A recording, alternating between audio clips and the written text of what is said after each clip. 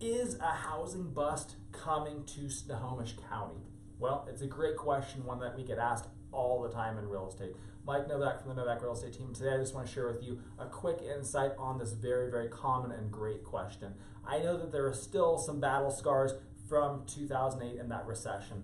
That recession was a housing-led recession. There was a bunch of really bad lending going on, a lot of house speculating, a lot of bad things going on that are not going on in the market right now, and it is nowhere near where we're at today with our local market in Snohomish County.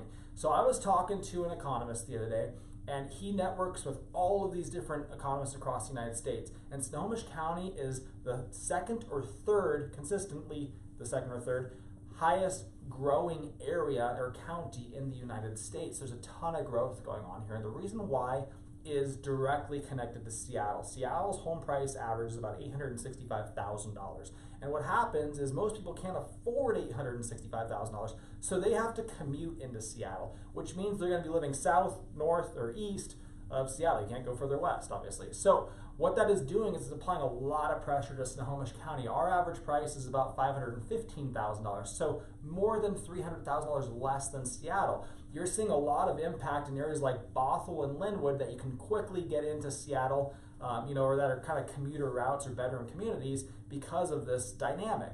So there's a forecast that about 200,000 homes are going to be needed in the next 10 years in Snohomish County, which is a huge demand for that. And obviously, if there is going to be that many new homes coming in, home prices are not going to be going down, my friends. So this would basically be the equivalent of us having to add Everett, Edmonds, and Monroe, like rebuild those whole cities over the next 10 years, which is going to be very difficult. So because of this dynamic, we do not see a housing bust coming.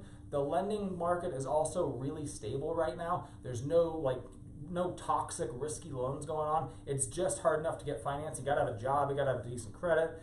You can still buy a home with no money down, but you have to have good credit to do it. So we think that the market's strong. We really like it. The inventory is still very low, and we think prices are gonna continue to climb, maybe not at double-digit rates, but they are definitely going to continue to go up as there's that increased demand for more housing connected to Seattle. I hope that's helpful for you in knowing if we're going to be heading for a housing bust or where our market's going.